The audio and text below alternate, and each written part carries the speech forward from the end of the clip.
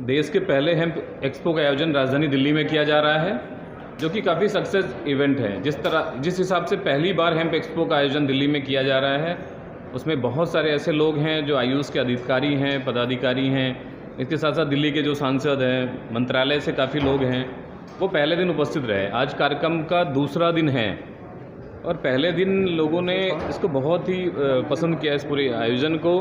आप देख सकते हैं कि यहाँ पे जो कंपनीज़ हैं उसके लोग हैं और वो लगातार क्या क्या प्रोडक्ट हैं, उन सारी चीज़ों के बारे में विस्तार से बताया जा रहा है। समाज में जो एक भ्रांति है कहीं ना कहीं हेम्प को लेकर कि हेम्प सिर्फ और सिर्फ भांग या नशे के रूप में इस्तेमाल होता है, उसको दूर करने के लिए इंडियन वैद्यास कैनाबिस वैद्यास के द्वारा इस हेम्प एक्सपो का आयोजन किया जा रहा है, जिसमें देश भर की प्रमुख कंपनियां, उनके सीईओज़, उनके सभी अधिकारी, सभी लोग वहां पे मौजूद हैं। इस दौरान कई सारे गणमान्य व्यक्ति, आयुष के अधिकारी, पदाधिकारियों के साथ साथ मीडिया के लोग भी उपस्थित रहे। यह 2 दिन का आयोजन है जो कि दिल्ली में हो रहा है, 13 और 14। पहला दिन का कार्यक्रम काफ़ी सफल रहा, काफ़ी लोग आए यहाँ पे, काफ़ी टेक्निकल सेशन भी हुआ और इसके साथ साथ जो इस सेक्टर में कार्य कर रहे हैं उनको सम्मानित भी किया गया। आयुष का यह जो इवेंट है, यह इंडियन वैद्यास कैनाबिस वैद्यास के द्वारा किया गया। इस पूरे आयोजन को जो नेतृत्व किया डॉक्टर पीयूष जुनेजा जी ने किया, जो कि खुद भी एक आयुर्वेदा डॉक्टर्स हैं और दिल्ली एनसीआर में काफ़ी बड़ा नाम है। तो लोगों का क्या कहना है इस एक्सपो को लेकर? इस समय राजधानी दिल्ली में है, होटल लीला एम्बियंस में आयुष के द्वारा इंडियन वैद्यास और कैनाबिस वैद्यास के द्वारा एक बड़ा आयोजन किया जा रहा है। देश में पहली बार हेम्प एक्सपो का आयोजन किया जा रहा है, जिसमें आज हमारे बीच में इस कार्यक्रम के उद्घाटन के लिए मुख्य अतिथि के रूप में माननीय सांसद राज्यसभा डॉक्टर अनिल अग्रवाल जी और दिल्ली पैरामेडिकल बोर्ड के चेयरमैन डॉक्टर प्रदीप अग्रवाल जी हमारे बीच में हैं। सर, आयुष के द्वारा देश में पहली बार हेम्प एक्सपो का आयोजन किया जा रहा है। इस पूरे आयोजन को एज ए मुख्य अतिथि के नाते किस तरह से देखते हैं और क्या संदेश देना चाहते हैं सर? सर्वप्रथम तो मैं सभी आयोजनकर्ताओं को बहुत बहुत बधाई देना चाहता हूँ, शुभकामनाएं देना चाहता हूँ कि इस प्रकार की एक अच्छी पहल शुरुआत की गई है। हिंदुस्तान में आयुष क्या बहुत बड़ा क्षेत्र हो सकता है और ये एक ऐसी विधा है जो कम शुल्क में की जा सकती है।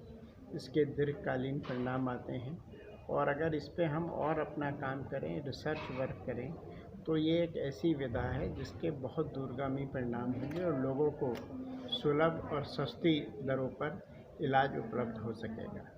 सर, इसके साथ साथ इंडियन वैद्यास, जिसके पहल से, जिनमें 100 से ज़्यादा ऐसे डॉक्टर्स हैं जिनको एकजुट करना, उसके बाद इस तरह का आयोजन करना, तो संस्था के लिए सर क्या कहना चाहेंगे आप? नहीं, निश्चित रूप से संस्था ने बहुत ही सराहनीय काम किया है और मैं जो इस कार्यक्रम में वैद्य आए हैं, मैं उनसे ये अनुरोध भी करना चाहूँगा। एक लंबे समय से जिस हेम्प एक्सपो का इंतजार था वह शुरू हो चुका है और हमारे साथ आज बात करने के लिए हैं पहले सेशन के जो मुख्य अतिथि रहे हैं, डीसीपी दिल्ली जितेंद्र मणि त्रिपाठी जी। सर, इस पूरे आयोजन को किस तरह से देखते हैं और क्या संदेश देना चाहेंगे सर आप? आयोजन में आकर के मुझे ऐसा लगा कि हमारे संस्कृत में, हमारे आयुर्वेद में ऐसी चीज़ें तमाम हैं जिनका आयुर्वेद में महत्व है, जिनका स्वास्थ्य में महत्व है, लेकिन समय के साथ हम इनकी महत्ता को भूल चुके थे। तो ये अभियान ये प्रोग्राम इस बात का द्योतक है कि हम उन चीज़ों के प्रति पुनः एक बार जागरूक हो रहे हैं। हेम्प को लेकर के जो निगेटिव एक मेंटेलिटी है कि ये नशे के लिए ही यूज होता है, तो मैं एक शेयर के माध्यम से फिर कहना चाहूँगा कि नज़र का जाविदा बदलो तो तुमको बुराई में भी अच्छाई मिलेगी। तो हर चीज़ को देखने का एक नज़रिया होता है और हर चीज़ को किस तरह उसका प्रयोग करना है, इस पर उसका हानि और लाभ निर्भर करता है। तो ये अगर किसी डॉक्टर के प्रेस्क्रिप्शन में सही ढंग से इसका प्रयोग किया जाए तो आपके स्वास्थ्य के लिए, आपके ओमेगा 3 के लिए, आपके हार्ट के लिए, कैंसर में, तमाम ऐसी चीज़ों में इसका उपयोग हो सकता है भांग का। और इसके लिए यहाँ पर तमाम जो काउंटर खुले हैं वो अपना सैंपल दिखा रहे हैं और लोग आए, इससे जुड़ें और अपने संस्कृत का, अपने आयुर्वेद का लाभ लें। मैं आपके माध्यम से यही लोगों को मैसेज देना चाहूँगा कि हम अपनी संस्कृति, अपने आयुर्वेद से जुड़ें और इन चीज़ों का प्रयोग करें।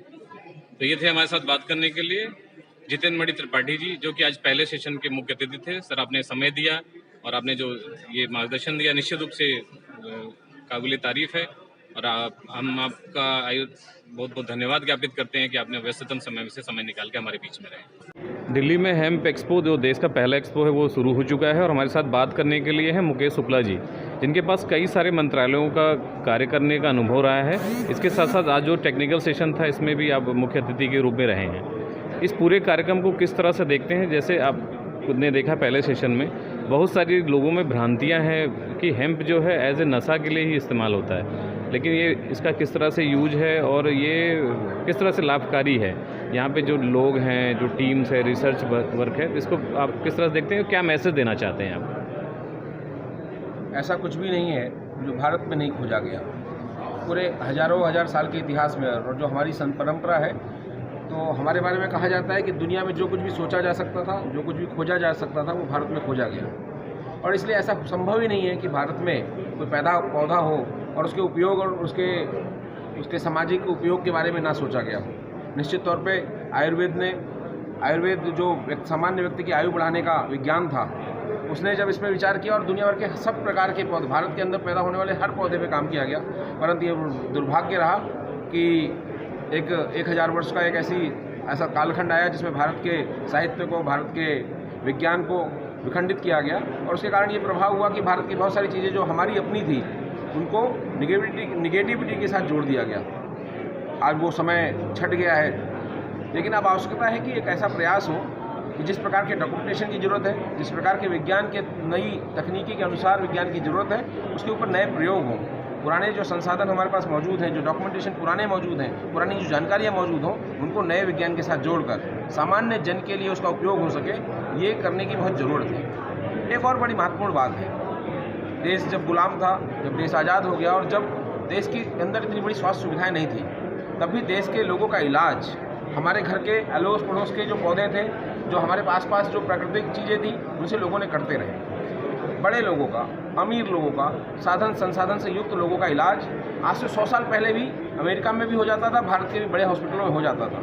लेकिन सामान्य व्यक्ति का इलाज ठीक प्रकार से हो सके, उसकी आयु की रक्षा हो सके, उसके जीवन की रक्षा हो सके, इसकी जिम्मेदारी अगर तय करनी है तो सबसे पहले उसके नज़दीक, उसके पास और उसके बजट में, जो उसकी जेब को अलाउ करता हो, जो उसके खर्चे को अलाउ करता हो, 5 रुपये में क्या हम इलाज दे सकते हैं क्या? 1 रुपये में इलाज दे सकते हैं क्या? इस देश में तब इलाज हो सकता है। और ये मुझे लगता है कि यदि आज भांग एक्सपो हो रहा है, इस प्रकार के जब उत्पादों की हम बात करेंगे, हमारे अड़ोस पड़ोस के पौधों और उनके प्रोडक्ट्स से जब होने वाले इलाज की हम बात करेंगे, मुझे लगता है कि 1 रुपये से लेकर 100 रुपये तक के बीच में बड़ी से बड़ी इलाज की जो योजना अगर हम बना पाए, तो वास्तव में ये कंट्रीब्यूशन